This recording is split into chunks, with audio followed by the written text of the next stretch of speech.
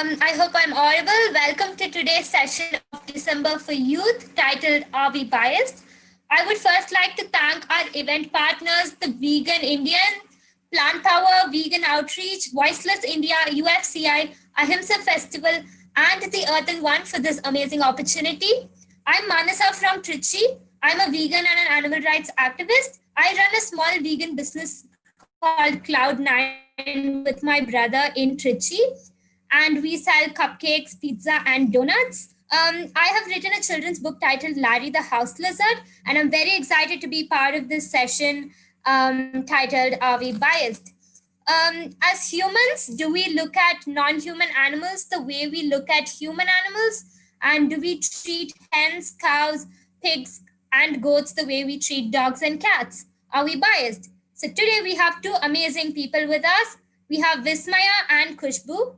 Vismaya is a psychology graduate, blogger, artist, and an animal rights activist. She's been trying low waste living for a while now.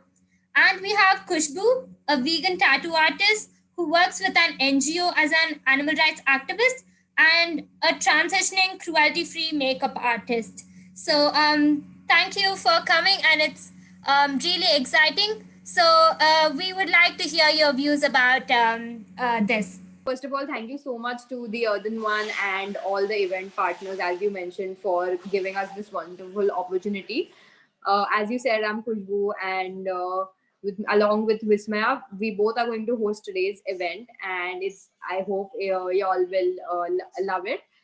So, moving forward, today's topic of discussion is veganism and feminism, and how people really forget about all the other women and men out there, because at the end of the day, feminism is about equality and giving the same opportunity to everyone. It doesn't matter where they come from or what they do.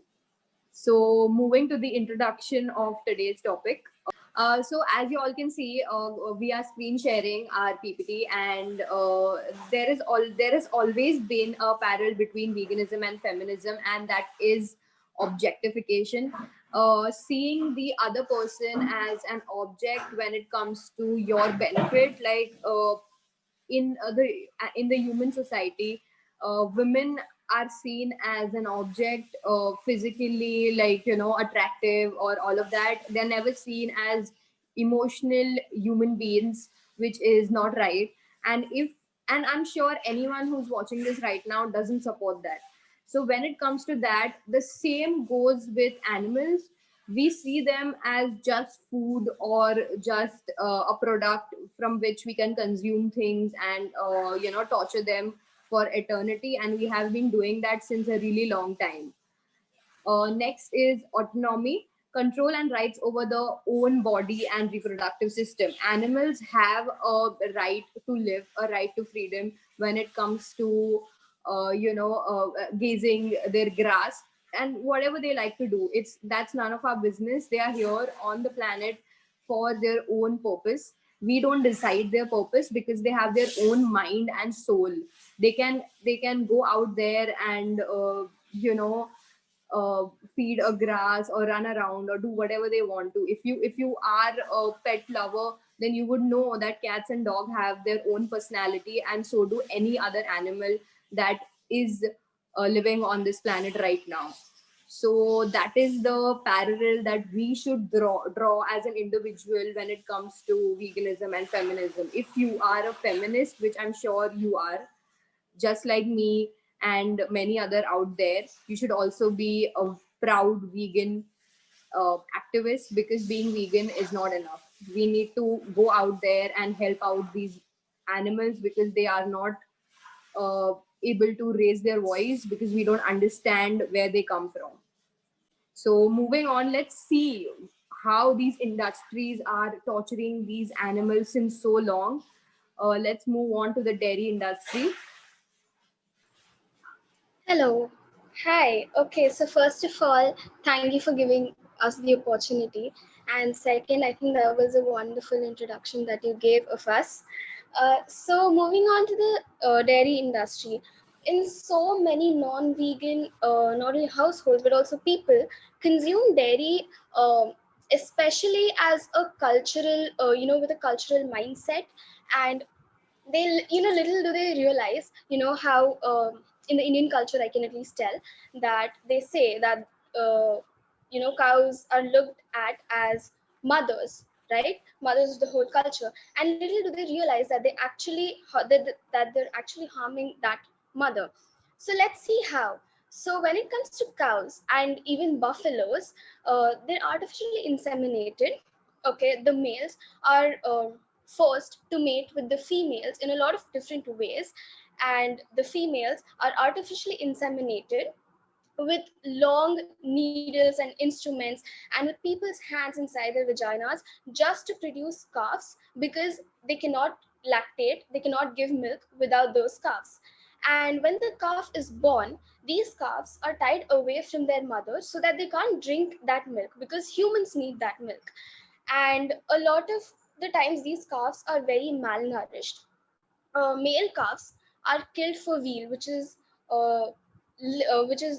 cow liver, and it's a delicacy in a lot of countries all over the world. And since male calves can't produce milk, they are seen as uh, quote waste, so they're sent for slaughter.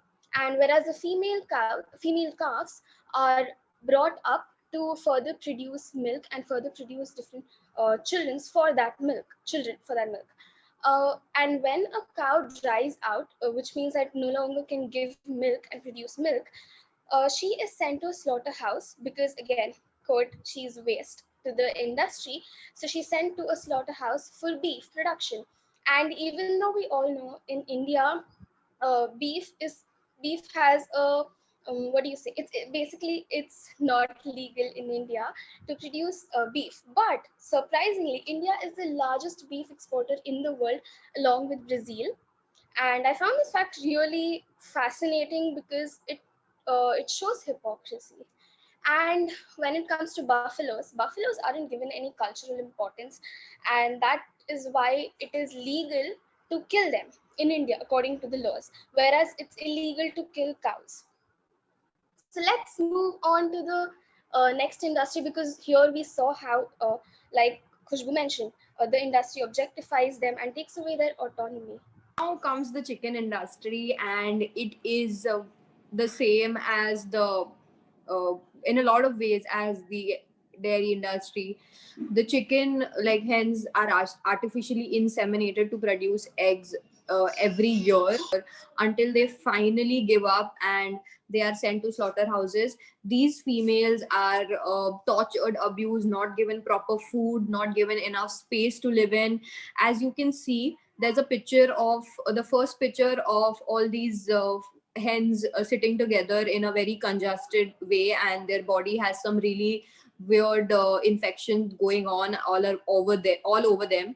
And it looks very sad. Like, just imagine yourself being in their position even for half an hour. How would you feel as an individual?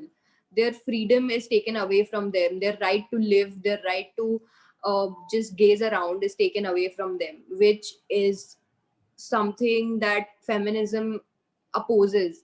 We are standing up for all of that, that all of those people who are victims of such abuse and torture, that have been tormented since decade after decade, just like each woman, just like the patriarchal society we live in today, just like any of other woman that is not feeling safe to move out. Animals don't feel safe either. Any animal doesn't feel safe on the street, or whether it's in the farm. They don't feel safe even in the forest, because we have taken away their freedom. After that, as you can see, there is this other picture of a chick being debeaked. So this is a process in which their beaks are pressed by hot iron or knives, so that they don't peck each other when they get frustrated in the farm. Like, if because the space is so less that they can't move around or gaze around, so they, of course, after a point, anyone would get frustrated and they would start, pecking each other or hurting each other, which is not needed from a financial point of view. Because if that happens, a hen cannot be sold from the same standpoint marketly, in a market rate, you know what I mean. So that is something why their beaks have been cut off just like that. Just imagine your nose being cut off. Then they're fed chemicals and injected hormones to make them grow 10 times faster and bigger than usual. If you go back to the 90s and see the weight of the chicken in a farm, and if you come back now and see a weight of the chicken in a farm, you will be shocked because the difference is so much. It's not even there's no way that we are doing it naturally. A chicken should weigh about like I'm not sure, but I wouldn't go down there, but naturally a chicken should weigh really less and should look really thin. But nowadays if you go in a farm, you see like really plumped up, really fat chickens out there, and they're so heavy that sometimes their legs break while walking, or they get fracture, or they can't walk anymore because they get so heavy and they have been fed such bad chemicals that they don't need. It gets tough for them to walk around or move around. They just lie there like a dead body after all. So let's move on to the egg industry, which is connected to the chicken industry in a lot of ways. But moving forward. So, like Khushboo mentioned, the egg industry is very much related to the chicken industry. So, when hens are artificially inseminated, they produce eggs, and when the chicks hatch, they are separated from their mothers as soon as they're born, and after separating, uh, the female chicks are then bred to produce more eggs and maybe for slaughter, whereas the male chicks are directly killed as soon as they're born, just because they're male. Remember this. This sounds a lot like what has happened through the generations, through the years in our human society, right? Just just because they're born male, they are killed in a lot of ways. They put them in a grinding machine. They are drowned. They've been put in shredders. They've been burnt alive. They've been suffocated, and all this happens just because they have been born male. No other reason. And because of all this leads to a lot of emotional trauma in not only the mother but also the chicks. Imagine having your baby separated from you as soon as they're born, and then if they're male getting killed, if they're female, thus being bred for eggs and slaughter. Imagine what a mother would go through then. So it's not just emotional trauma, it's also physical trauma, like Khushboo mentioned, their legs break. So they're not kept in good conditions. And we can see a clear difference. And I think we can relate to this a lot, in the sense that, you know, um, male chicks are killed just because they're male. And this has happened in the human society as well when it comes to females. So next is the pig industry, as you can see on your screens. First of all, I would just like to show you that one image in which the first image in which the pig is sitting there in such a filthy condition. I can't even look at it sometimes. It's so emotional to see them suffer like this for no reason at all, because we as humans see them in a very object way, like we think that they are just meant, or they're just here on this earth for us to be killed, for them to be killed. So that is something that is very bad and not needed, because they also have their own autonomy, as we mentioned earlier. So coming back to the industry, tails and testicles of baby pigs as old as 7 days are cut off, are ripped off without any anesthetics. Can you imagine the pain that the baby pig went through? It's just, they were just 7 days old and their tails were cut off without any anesthetics. Can you imagine going through that pain? It's bad. Then female pigs are forcefully inseminated. Again, every industry has artificial insemination. It's not done naturally. A lot of people believe even today that cows or chickens or any other animal is naturally bred, or even if it's naturally bred, it's not our right, or our our motive to do that to them, because they have their own soul. We don't need to do it. They will breed on their own and on a normal rate, but because we've been breeding them so much on a large scale, because as humans we're eating them or using their products, or testing them or whatever, they have been bred on such extensive levels that you will be shocked when you see the stats which we have put later in the PPT. They are made to live in cramped up and unhygienic condition with no medical treatment, veterinary treatment whatsoever.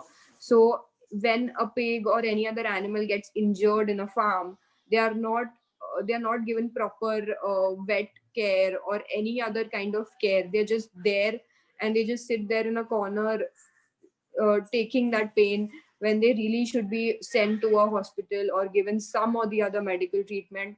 But of course they are commodities, they are not animals, they're commodities to us. So of course they are not taken care of. If the disease or something spreads a lot, they are killed, because of course the pig industry cannot profit off of them, they can't be sold, so then they are just killed or they just die on their own after so much suffering.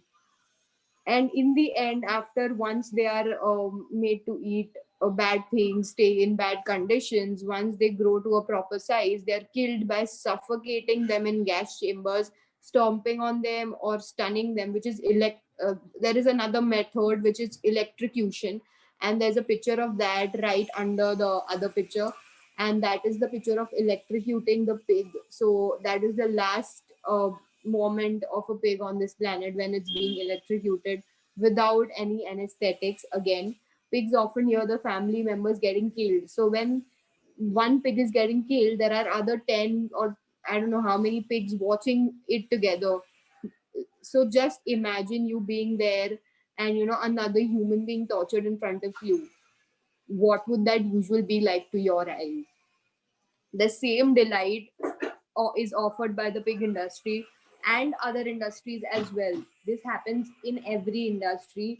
If a cow is killed, there are thousand other cows seeing that happen. So this is not just about one industry. Every industry is bad industry, and it is torturing animals because they need to produce animals on such a large scale, and it's not the industry's fault, it's the humans that are eating or using animal products, because if the demand reduces, the supply will reduce. We all know how bad gas chambers are. We already know that, don't we? So imagine so many animals going through that on a daily basis. So let's come to the goat and sheep industry. Like all the other industries, goats and sheep are also artificially inseminated and forced to mate to produce milk and babies. And they're also used for their fur. And when these babies are born, they can be a few days old, 5 days, 10 days. They have their tails and testicles cut and ripped out again without any anesthetic, without, just the people just go there and just rip it out, cut it out, and they're bleeding right on the floor. Imagine having that, you know, imagine having to go through that on a daily basis. And as a baby of a few days old, and like I mentioned, they're both used for their wool as well as meat. And this happens through slitting their throats and smashing their heads on concrete and stomping their heads. And a lot of times these skulls just crack and their flesh comes out and just spills on the floor. And slicing them while they're alive, all of those things happen. And I think pictures say a lot. If you can look at the picture, you can see how they're terrified. You can see the terror, the fear, and the pain and suffering in their eyes. And I think that is a major thing when it comes to not only activism, but also if you're getting into veganism, just look at the animals eyes in that industry. They say a lot. That's what I believe. And if you look in this picture, it is very clear. Coming to the honey industry, I was shocked as a year back I was not vegan, and at that time I came to know about the honey industry. I was shocked when I came to know that a queen bee is also artificially inseminated. I was so shocked after knowing this, because it's such a tiny creature. We did not even let them be like honey is, first of all, their hard work. They make it, they stay there day in and day out. they keep collecting nectar and sucking it so that they can have this food for later. They store it for themselves, and we just steal it. We are stealing it. It's not, we don't deserve it. A lot of people believe that, there is a circle of life, and we should always kill other animals, kill other insects. That's how the world works, that's how the nature works. But that's not true. If you want to really think about circle of life, are we really living in the forest trying to hunt our own food without any guns, or these big machines? Without that, are we doing that? Are we really living in the forest without no clothes, like how we used to live back then? Are we doing that? No, we are not. We have lights, we have all these weird technologies, we have a cell phone.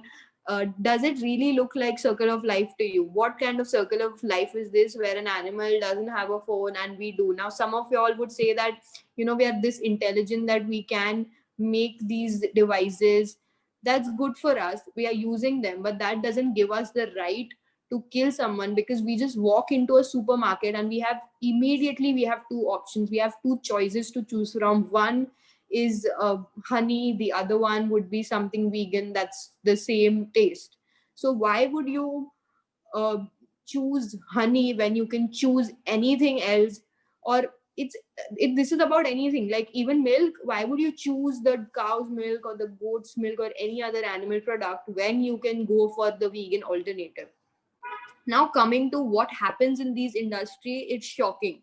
So there is a male bee, okay, and so these people, they extract semen from these bees so that they can artificially inseminate the queen bee later. So when they do that, the male bee dies. When you squeeze the genitals and remove the semen from them so that you can store it, the male bee dies immediately. That's how it works. Even naturally, if a queen and a male inseminates, the male dies immediately after that. So on a daily basis, just imagine the number of male bees that die just to keep our sweet nectar coming. Then when the queen bee is artificially inseminated, after that they are numbered. Like in the second picture, you can see there is a neon blue dot on top of the honeybee. That is the queen bee, and they are numbered. That is a label, so that they can understand which is a queen bee and which is not. And then they can pick that queen bee up and cut the wings. The wings are cut after the bee is artificially inseminated. And why the wings are cut? Because there are a lot of bees. Now you'll be thinking, why can't the other bees fly off and make another house? They can't, because they need their queen. So these bees don't travel anywhere without their queen. Wherever the queen is, they'll just come back there. So if they travel somewhere really far, they're gonna come back. They're not gonna make a different home and stay there. They are gonna come back to their own hive that they made. Until unless the queen bee can fly and take the entire civilization with her, they're not going to make a different home. That's why the queen bee's wings are cut off. Now, as you see the last point, every honeybee works hard and produces 1/8 of a teaspoon, and 1/8 of a teaspoon of honey in its entire life, which is taken away and is replaced by a sugary substitute that actually harms them. So again, over here, we take away what they make and give them a alternative which is worse, and it is going to harm them on a huge scale. Like in later in life, it's going to ruin their body physically. So this is so sad. Like, no, I would have not even imagined that this is what we go, this is the extent that humans went to just to collect honey. Like, we could make our own alternative, but we just thought of stealing the honey because honeybees make it better, of course. That is so sad, because it's their own food and they have to depend on some sugary chemical that's not even honey, or it's not even a good thing. Even if it's a good alternative, it's not what they deserve. They deserve their own honey, and we taking their honey away from them is stealing. Yeah, so one thing, Khushboo, you mentioned some argument that non-vegans usually give for this, saying it's natural. One thing that just popped into my head is that if you see a cow on the road, you don't naturally feel like going and sucking its udders, do you? So, and this is true for all the industries. It is not natural. The natural, in quotes, what you're talking about is store-bought. The whole process, we just took you through the whole process, and that is how you get that milk or that meat. It is not natural. You won't go out with a knife and start killing animals, be it pigs or be it dogs or cats. That is not natural for us. They have just been, culturally and socially embedded and conditioned to make it seem like it's natural because they want to make profits out of it. So moving on to the statistics, because numbers don't lie, as I say, as I tell people. So this graph here is of global animal slaughter per capita from 1961 to 2016. As in, this is the amount of slaughter average of every person between these years. And as you can see, a lot, like most of the industries have gone significantly up, like the pig industry, be it for bacon, be it for pork, or their meat in general, it has gone way too up. And so is the case with goats and even chickens. And this chicken number is in thousands, even though you can see it at zero. Uh, Whereas the sheep and cattle industry have come down slightly. Let's look at another graph right now. Okay, so this graph is about how many animals do we eat each year. And you have clear numbers here, right from 300 million to 1.5 billion. So it's easier to understand, I believe. And this study is from 1961 to 2014. So both of these studies are pretty recent, I'd say. And it is very clear looking at the lines that the bacon industry, that is the pig industry, not just bacon, it has gone from around 300 million, 400 million to a whopping 1.47 billion in these few years. And imagine, that means that so many pigs, so many animals are being killed on a daily basis. And so has the sheep, goat, and cattle industry significantly. And yeah, as you can see, everything has gone up between 1961 to 2014. And you won't believe when I say that 1.1 million animals are slaughtered and killed each hour. As in 1 hour, 1.1 million animals are slaughtered and killed for meat, and different industries, animal industries.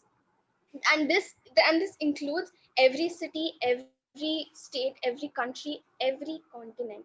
These many animals are being killed every hour. So I think in this 1 hour that we are doing, 1.1 million animals are already dead, and that is because of human demand of animals. So coming forward to these numbers again, there are a few numbers. This is again a statistics, but it's not in a form of graph because this is a recent study and that was a little old. So we could manage to find a graph. So this is a really recent thing. So as you can see, the seafood, the number of individual fish and shellfish are impossible to calculate. 150 million tons of seafood produced for human consumption in 2016. Just imagine if in 2016, 150 million tons of seafood is produced for human consumption. This is just a number of 2016. But can you imagine the rate of 2020 with where this is going? Like, there is no, and definitely sure there's no dip in the stats because everyone is consuming. Hardly there might be slight dip or whatever, but otherwise it's going to go up there, and right now it must be even double the amount, you never know. And then it says nearly half from aquaculture, uh, rather than caught in fisheries. Okay, so basically it says that there is this so the way of catching fishes is really sad because I know this as I have researched. So basically when they catch fishes, what they do is they catch like random fishes because they have this machine which helps them to just there's a net tied to the machine that just helps them to take fishes from the sea. So what happens is they just don't take fishes that they need, they take other seashells or tortoise or whatever, and they just take it. They don't know what's captured in the machine. They just take it out, and then they realize that they have taken the wrong fishes. So they are already dead fishes, they throw that back in the sea. They dump those dead bodies back in the sea, which is bizarre. Like, I didn't know this fact. Then, when it comes to sheep, 500 million sheep are taken to the abattoir every year. The number of goat slaughter overtook number of cows eaten during the 1990s, although the figure for cattle excludes the dairy industry. So these figures back there where you saw, these were just for slaughter. Okay, so don't consider these figures for the dairy industry. That is not involved. Those were slaughter statistics. It didn't include the cattle that are right now used for milking or were used at that time. So don't think that the cattle rate is too low or whatever, because the thing is that there was not a statistics that also included the dairy industry at the same time. Then 1.5 billion pigs are killed to feed the growing appetite for pork, bacon, ham, and sausages, a number that has tripled in the last 50 years. Like, you must have heard this, entire, like, all of this is not that, like, pig meat. People would believe that it's not that, prominent in India or any something like that, which is true, but that's not the whole point. The whole point is that animals are getting slaughtered every hour when you're sitting in the comfort of your homes with your family enjoying your day. So many animals are slaughtered for no reason whatsoever, just for our selfish requirement to eat them or use them in anything. I've repeated this, I think, for the second time, but it is really important to understand what these beings are going through as a woman, as a individual, even as a man or any other gender. You When you look at these animals, it's so sad to even imagine them being slaughtered. Most of y'all would, if right now we were able to show a slaughter video, most of y'all would just end this meeting and leave. Why? Because we as individuals can't see slaughter happening. Like, if we can't see slaughter happening on our phone, or animals being artificially inseminated, if we can't see the reality, why do we buy it? Why do we buy that, the same reality, with our money? Then next sentence is, an estimated 50 billion chickens are slaughtered for food every year. 50 billion chickens every year are slaughtered. A figure that excludes male chicks and unproductive hens killed in egg production. So again, this figure is only for the chickens that are useful in human consumption. But then the other chickens that have been infected with diseases, that are just killed in their lifetime and are not able to go out there for human consumption, are excluded completely. And even the male chicks that are killed for no reason, because just because they are males, as Vismaya said. And we need to look at this, because this is not equality. It's the same as what happens in the human society today, when we say that a woman is being killed when the mother gives birth, and if she's a woman, she's killed. It's the same thing. The chicken gives birth to a male chick, and the male chick is killed because it's not useful. It's the same uh, thing that has been happening since decades, and we have been living in it and buying it with our own money, which can stop when people wake up and people realize that what we have been doing is wrong. This is not about what's right culturally, or what's legal and what's not legal. There are so many things that were legal. Slavery was legal, but it was not right. So when we can change that, we can change this as well. So, one thing I would like to say is that, I think even, vegans or non-vegans, we hear of slaughter, we hear of abuse being done to these animals. But looking at numbers right on the screen is, you just get goosebumps. And let me remind you that these are just estimated numbers, because every day animals are being killed and that number keeps increasing. And Yeah, also sorry we couldn't mention the other industries that use animal products and byproducts like the fashion industry, etc. Um, but yeah, one thing I would definitely like to point out when I'm concluding is that the inequality in all these industries is clearly visible. It's pretty evident, I'd say, because you're treated differently if you're a male animal, be it chick or lamb or cow, whereas if you're a female you're treated differently. Not that both are treated very great, no, but they're treated very, there's the discrimination is very much visible. And one more thing that is very much like, since we're talking about feminism, I will bring up the topic of patriarchy. And I think uh, one aspect of this that is very similar is that animals, like humans in this human society, are being objectified. They are treated as objects, they are treated as commodities and as resources instead of individuals. And this happens a lot in the human society, as we know. And a lot of people say that animals are here for us. The human society also had the same thought about women, that women are here for men, which is not true, as we know. And yeah, I think that resemblance is just uncanny. And one more thing is that since we don't really like abuse, be it physical, mental, sexual abuse, just like in the human society and community, it's the same in the animal community as well. These animals are being exploited physically, mentally, sexually. And just imagine having to go through that. You hear stories about these things happening to humans, and you just get scared. Imagine billions of animals going through all this on a daily basis, right? Maybe in our backyard, maybe in our city, but billions of animals going through all this every day. And we talk about feminism, and we support equality, but then we don't see the inequality that's happening on our plates at dinner. And one thing that I would definitely like to say is that feminism is not limited to species.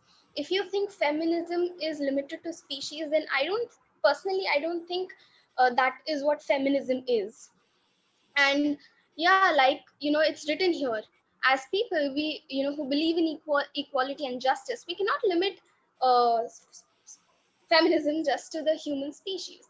And the animal industry is, I think, the whole basis of the animal industry is um, abuse and exploitation of not only females but also males, by depriving them of autonomy and objectifying them, like we saw in the introduction part. And believing in feminism and saying you practice it and still supporting animal industries where this inequality is happening is, I think, it's simply hypocritical.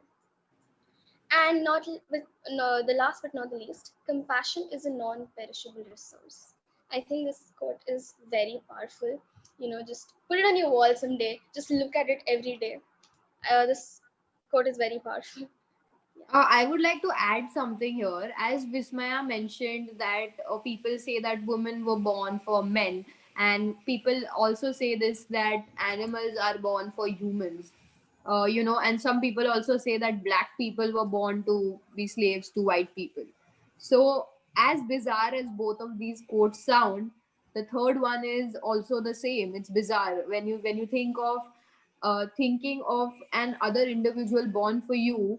Your ego is so big, like as a species our ego is so big that we feel that every plant, every animal on this planet belongs to us, and it has to serve us, and it has to go on their knees to show us how important we are as a species, when we are not even important. Like, just in like an hour or something we could be finished. Like, just a tsunami or anything out there could come and we would be over by then, like in an hour or something.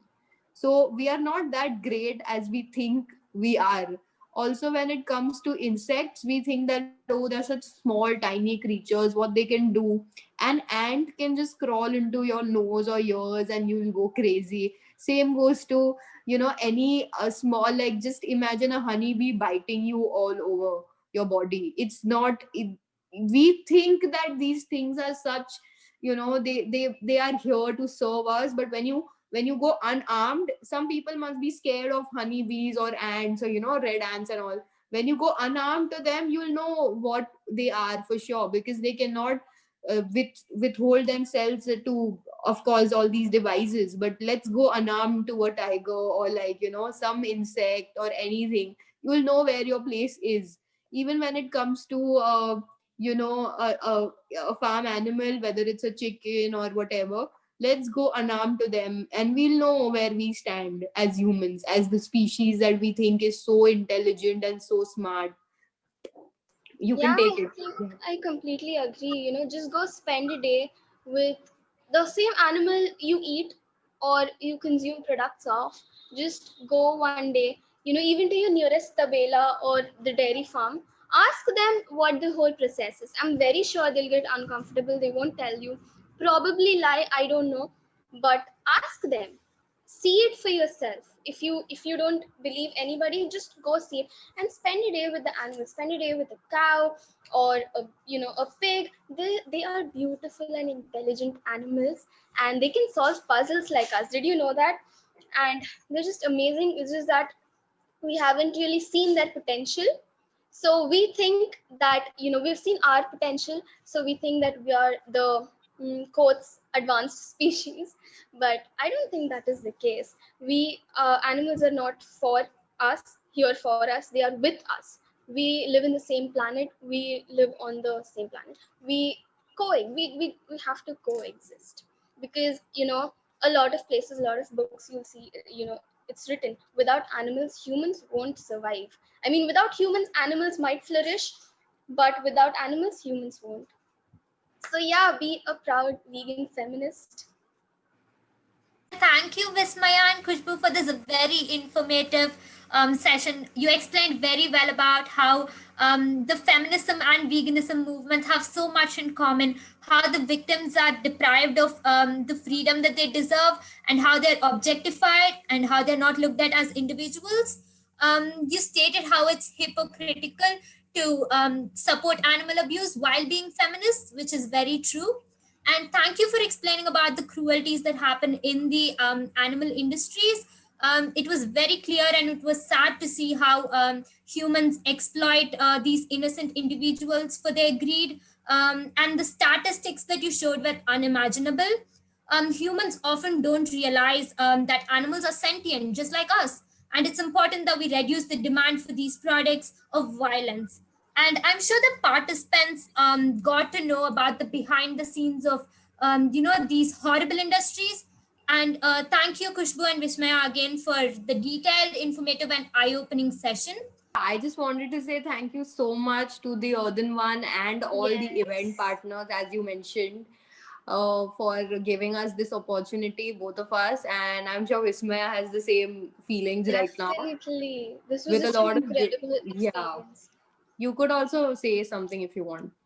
Yeah, I think it was an incredible experience because a lot of times when I talk to people about feminism, they don't include animals, and I get kind of not only offended but also a bit shocked as to why they're leaving a whole species, like why they're considering only one species. And I think the feminism and veganism is a very large topic, are very large topics in themselves, and when you mix them, you get people like us. So yeah, thank you so much for having us, the Earthen One, all the event partners. It was just incredible.